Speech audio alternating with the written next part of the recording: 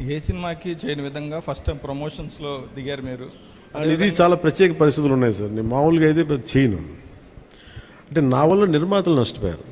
అది కూడా ఎలా నష్టపోయారు? ఒకటి కరోనా, రెండు న్యాచురల్ డిజాస్టర్, రెండు న్యాచురల్ డిజాస్టర్స్, ఇంకోటి man made disaster, administration disaster, ఇక్కడ పొలిటికల్ ఇది ఇక్కడ. సో మూడింటికి నిర్మాతలు బలైపోయారు. సో దానికి నేను ఒక నైతిక బాధ్యత వహించి లేట్ అయిపోయిన సినిమాని ప్రమోట్ చేయాల్సిన బాధ్యత నా మీద ఉంది. అంతేగాని ఎందుకంటే నాకు రెమ్యునేషన్ కూడా దీనికేమి అదే రేపు హిట్ అయితే నాకు తెలియదు. కానీ సో అలాంటి పరిస్థితుల్లో రిలీజ్ చేశాను. ఎందుకంటే ముందు సినిమా ఆడాలి, సినిమా రిలీజ్ అవ్వాలి, నిర్మాత బయటపడాలి అన్న సదుద్దేశం. అది కూడా ఏంటంటే నేను పాలిటిక్స్లో ఉండటం, గత ప్రభుత్వం చేసిన మ్యాన్ మేడ్ డిజాస్టర్స్, వీటన్నిటి వల్ల నలిగిపోయిన దానికి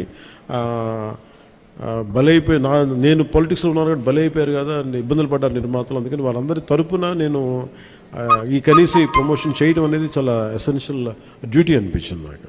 అంతమించి మామూలుగా అంత అవసరం ఉండేది కాదేమో. సార్, ఆ సినిమా తీసినప్పుడు కొంత ఇబ్బందులు కూడా